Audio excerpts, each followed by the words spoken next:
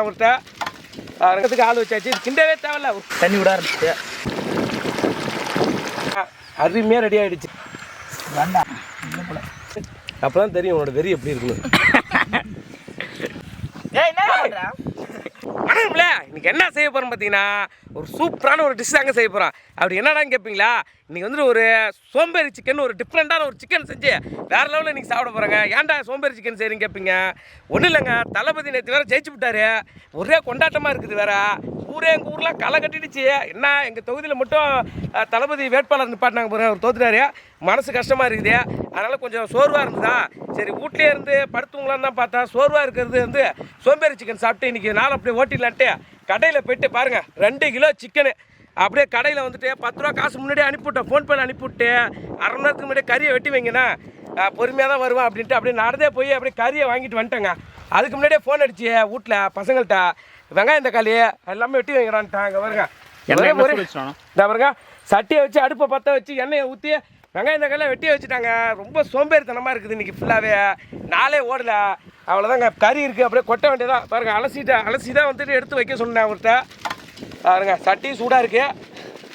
2 kilo கறி என்னென்ன இருக்குல்ல, ஒரே கறி. எனக்கு வேலையே மிச்சப்படுத்துறதுக்கு பார்த்தீங்கன்னா வந்துட்டு ஆல்ரெடி ஃபோன் அடித்து சொல்லிட்டேன். பாருங்க, தக்காளி, அப்புறமேட்டுக்கு ஒரு 10 பச்சை மிளகாய், அப்புறமேட்டுக்கு பட்டை கிராம்பு லவங்கம், அப்புறமேட்டுக்கு பாருங்கள் எல்லாத்தையும் போட்டு வெங்காயம்லாம் போட்டாச்சு உள்ளே போட்டாச்சு. முக்கியமாக சொல்ல, இந்த டிஷ்ஷு பார்த்தீங்கன்னா சோம்பேறிகளுக்கான சிக்கனுங்க. தின்ன தட்டை எடுக்காமல் கையை கூட ஒருத்தங்க கப்பு வாங்கிட்டு வந்து கழுவி வச்சுட்டு போவாங்க பாருங்க. அந்த மாரி ஆள் தனியாக இருக்கும்போது சமைக்கிறதுக்கு இந்த டிஷ்ஷு தான். இதை பாருங்க, நானே ஒரு சோம்பேறி தான். அதனால தான் எடுப்படி மாரி எங்கள் தம்பியெல்லாம் கூப்பிட்டு இன்றைக்கி எல்லாரையும் வேலை வாங்கிட்டேன் பிடிச்சி. அடுத்து என்னன்னா பாருங்க, எல்லாத்தையும் கொட்டி வச்சுருக்கானோ பாருங்க. காரத்தூள் தேவையான அளவு அதுக்காக எல்லாமே பிரித்து கூட கவர் கூட பிரிக்க எனக்கு கஷ்டமாக இருக்குது. சிக்கன் மசாலா அவங்களே பிரித்து வச்சுருக்கானுவோம். அப்படியே கொட்ட வேண்டியதான். கிண்டுறதுக்கு பாருங்கள், கிண்டுறதே சோம்பேறித்தனமாக நினைக்கிற ஆளுங்க நான். அவ்வளோதாங்க, இப்போ கிண்டுறதுக்கு ஆள் வச்சாச்சு. கிண்டவே தேவையில்ல, ஒரு குளிக்க அப்படியே வச்சிட வேண்டியதான். இஞ்சி பூண்டு விழுது வீட்லேயே வந்துட்டு அரைச்சி வாங்கிட்டு வரலாம் தான் வாங்கிட்டு வந்தேன். பாருங்கள், நாளாக எதுவுமே செய்யவும் மாட்டேங்க. அந்த மாதிரி சோம்பேறியாக இருக்குது. சோம்பேறியான ஆள் யார் இருந்தாலும் சரி தான், அந்த டிஷ்ஷை செஞ்சு பாருங்கள். அடுத்து வந்துட்டு கரம் மசாலா கொஞ்சம் கொட்டிப்போங்க. சிக்கன் மசாலா காரத்தூள் போட்டிருக்கு, கரம் மசாலா கொஞ்சம் போட்டிருக்கு. இந்த டிஷ்ஷு பார்த்தீங்கன்னா என்னடா அது வெங்காயம் இந்த கலையை வதக்கல அப்படியே எடுத்து போடுறானுவோம். பச்சை மிளகாய் எல்லாத்துக்கும் எதுவுமே இஞ்சி பூண்டு கூட வதக்கலேன்னு அனுப்பிங்க. ஆனால் வந்துட்டு டிஷ்ஷு பார்த்தீங்கன்னா வேறு லெவல் டேஸ்ட்டாக இருக்கும். ஆல்ரெடி இந்த சிக்கன் நாங்கள் வந்துட்டு ஹண்டி சிக்கன் செஞ்சுருப்போம். அதில் பார்த்தீங்கன்னா வந்து சோம்பேறி சிக்கன் மாதிரி தாங்க அதுவும். ஆனால் டேஸ்ட்டு பார்த்தீங்கன்னா 1ஆம் நம்பர் டேஸ்ட்டு அந்த மாதிரி இருக்கும். கமெண்டில் வந்து இதாருங்க, இது வந்துட்டு எந்த வேலையுமே இல்லை. அப்படி ஒரு கிண்டுறோம், அப்படியே மூடியை போட்டு மூடி வைக்க போகிறோம். அவ்வளோதாங்க, மூடியை போட்டாச்சு. இதுக்கப்புறம் வேலையே இல்லை நமக்கு. இது வந்துட்டு என்ன ஆகுனாக்கா, உள்ளே அந்த வெங்காயத்தில் தக்காத்தில் இருக்க தண்ணிலாம் பார்த்தீங்கன்னா தொண்டை கொஞ்சம் கம்பிடிச்சிங்க. நேற்று ஃபுல்லாக விசில் அடித்து தொண்டை கம்பிடிச்சு. என்ன பண்ணுறது, அந்த மாதிரி இருக்குது. வெங்காயம் தக்காளி இதில் இருக்கிற அந்த தண்ணி இறங்கும், அப்புறம் சிக்கனில் உள்ள தண்ணி, அப்புறம் ஊற்றினுக்கு எண்ணெய், இதெல்லாம் சேர்ந்து ஒன்றா இருக்கிறதுனால கீழே அடி பிடிக்காமல் கரெக்டாக அப்படியே கிரேவி மாரி வந்து சிக்கன் ரெடி ஆகிடுங்க. அருமையாக ரெடி ஆகிடும், ஒரு வேலையும் கிடையாது.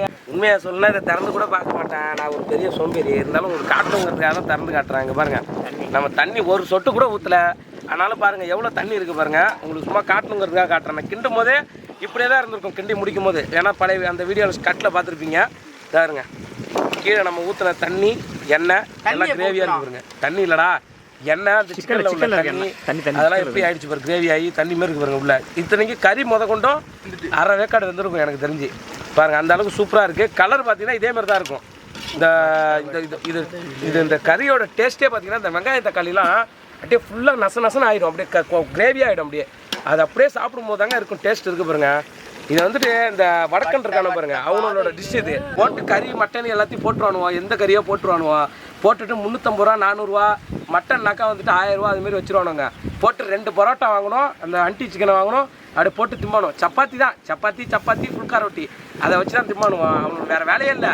ஆனால் இருந்தாலும் வந்துட்டு பார்த்தீங்கன்னா ரொம்ப டேஸ்ட்டாக இருக்கும் இந்த சிக்கனு. அதுக்கு நான் கேரண்டி. கறி அப்படியே பொச இருக்குங்க. அப்படியே வெந்து அப்படியே பூ மாதிரி இருக்கும், அப்படியே மல்லிகை பூ மாதிரி இருக்கும். ஆச்சு என்னடா அது குழம்பு ரெடி ஆகிட்டு அங்காருங்க. நல்லா வெந்துடும் சிக்கன். அருமையாக சிக்கன் வந்துருச்சுன்னு நினைக்கிறேங்க. இந்த தண்ணியெலாம் கொஞ்சம் ட்ரையாக விட்டு தான் எடுக்கணும். பாருங்க, நான் இப்போ உங்களுக்கு காட்டணுங்கிறதுக்காக தான் அடிக்கடி திறக்கிறனால நான் திறக்கவே மாட்டேன். நெருப்பு கட்டி இருக்கும் பார்த்தீங்களா கங்கு, அதில் போட்டதுனால வந்துட்டு என்ன ஆகிடுச்சு, நம்ம திறந்து பார்க்க தேவையில்ல. இது வந்துட்டு அலுமினிய பாத்திரம், அதனால் வந்துட்டு கீழே அடி பிடிக்குங்கிறனால தான் இது பண்ணுறது. மண் பாத்திரம்னாக்கா அவ்வளோ சீக்கிரம் அடி பிடிக்காது, அது அப்படியே கிடக்கும். அது போட்டுக்குவோம். கேருங்க, சூப்பராக இருக்காருங்க, சரியான வாசனைங்க. ஆஹா, இது எப்போ இந்த பீஸு தருவோன்னு சொல்லிட்டு பக்கத்துலேயே சுற்றிக்கிட்டு வெயிட் பண்ணிட்டு இருக்குதுங்க. டே எச்சு ஊற்றிட போதுடா அடி வாங்கி பிடிக்குது, அடி பிடிக்குது, வாடை அடிக்குது. ஏடா எங்கே அடி பிடிக்கிறீங்க? வாடை அடிக்குது இருக்கு. வாடை அடிக்குதா? உனக்கு என்ன வாசனை வருது? அடி பிடிக்குது. அது நல்ல வாசனை தானே வருது. மூக்கில் முள்ளங்கி வச்சிருக்கிறவனுக்கு தான் அந்த வாசனை வருமா? காட்டு மூக்கில் முள்ளங்கி இருக்கான்னு பார்க்கும். சப்ப மூக்கு அவனுக்கு பாரு, சப்ப மூக்கு இருந்தால் அப்புறம் எப்படி வாசனை வரும் உனக்கு? போகிறாங்க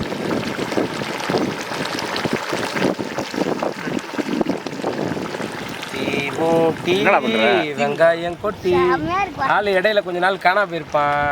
அவங்க அப்பாவோட சேர்ந்து வெளிநாட்டுக்கு போயிட்டாப்புல. இப்போதான் ரிட்டர்ன் வந்து. வெளிநாடுனா எங்களை பொறுத்த வரைக்கும் சென்னை தான் வெளிநாடு. எங்களை பொறுத்த வரைக்கும் பெரிய பெரிய ஊர்லாம் இது இங்கேருந்து தூரமாக இருக்கிற ஊர்லாம் வெளிநாடு தான். சென்னை போயிட்டாப்புல. ஆள் இன்னி தான் வந்திருக்காரு. பாருங்க இவன் வந்துட்டு எப்படின்னாக்கா தலைவர் பச்சை கறியா அப்படியே பல்லால கடிச்சு இழுத்துட்டு அப்படியே வெறித்தனமா தும்மா. என்னென்ன கறி துப்பா? பச்சையா? அடுத்து கோழிக்கறி, மாட்டுக்கறி, பன்னிக்கறி. அதாவது பண்ணி சுத்தினா தலைவனுக்கு ரொம்ப உசுறு. அப்படி கேள்வியில் போட்டு டாய்லெட் கேக் பார்த்தவங்களுக்கு எல்லாம் தெரியும். அவ்வளோதான். 10 நிமிஷம் ஆயிடுச்சு. அடுப்பு ஆஃப் பண்ணி போட்டேன். ஏந்திரிச்சு திங்கவே எங்களுக்கு வந்துட்டு பார்த்தீங்கன்னா சோம்பேறியாக இருக்கனால அப்படியே மூடியாக போட்டு வச்சுருக்கோங்க. இப்போ திறந்து கட்டுறோம் பாருங்க எப்படி இருக்குன்னு. சூப்பர். ஆஹா பாருங்க எண்ணெய் அப்படியே மிதக்க மேலே வந்து அப்படியே அருமையாக நிற்கிது பாருங்க. இலை வெட்டி வச்சிருக்கான ஒருத்தவன். அப்புறம் படுத்துட்டே திங்கலான்னு பார்க்குறான். ஊட்டி விடுங்கிறான் சோம்பேறி. அப்படியே ஒரு பீஸ் வாயில் போட்டுருவாங்க. கவனப்படாங்க இவருக்கு எந்த அளவுக்கு எலும்புலேருந்து கறி அப்படியே அப்படியே எடுத்து வாயில் போட்டுருப்பா. சுட போயிடல வாயில் வேவ போது இன்னைக்கு பாருங்க. சாப்பிட்றதுன்னா எங்கள் பயில முன்னாடி வந்துடுறானுங்க. எனக்கு ஒரு புதுசு சாப்பிட்றேன். மண்ணீரல் இருக்குதா? அதெல்லாம் தேடி எடுத்து ரெஸ்டா இருக்குதா? டிவிக்காக செய்கிறோம். டிவிக்கேவா? பாதி எடுத்துக்க. டிவிக்கே வெற்றி பெற்றதுனால வந்துட்டு எங்கள் பசங்களுக்கு ட்ரீட் வச்சாச்சு. தமிழக வெற்றி கழகம் வந்துட்டு தரணி ஆளும் சொல்லி பிடிச்சாச்சு இடத்த. எங்கள் கேமராமேன் பாருங்க அந்த நைஸில் கையை உள்ள விட்டு பாதி ஈரல் அழுறாரு. டேய் தண்ணி இந்த குண்டா எடு, இந்த கரண்டியை கழுவும். எண்ணெய் அப்படி சைடில் எப்படி பிரிஞ்சு வந்துருக்காருங்க. டே ஆஹா இருங்க. சரியான சிக்கனுங்க. இந்த மாதிரி சிக்கனை வாழ்நாளே சாப்பிட முடியாது. அந்த மாதிரி டேஸ்ட்டாக இருக்கும். இருங்கடா. பைத்துண்டும் பள்ளியும் நூலும் ஓம்புதல் எல்லாம் தலைமைன்னு சொல்லிட்டு சாப்பிடுங்கலாம். சாப்பிட சொல்லி அருமையாக ரெடி ஆகிடுச்சு. என்னதான் இருந்தாலும் இந்த வேலைமை கறியோட சேர்த்து சாப்பிட்டா தான் டேஸ்ட்டாக இருக்கும்.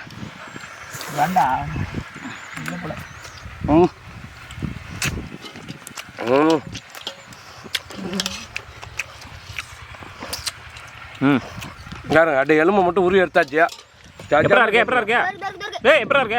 கல்லு எப்படின்னா கல்லு அங்கே அங்கே அங்கே பார்த்து தின்னு. இங்கே பார்த்துன்னு அப்போ தான் தெரியும் உன்னோட வெறி எப்படி இருக்குன்னு. அது என்னன்னு தெரியுமா? கோழி கோழி டேய் தெரிஞ்சுதான் திக்கிறியாடா?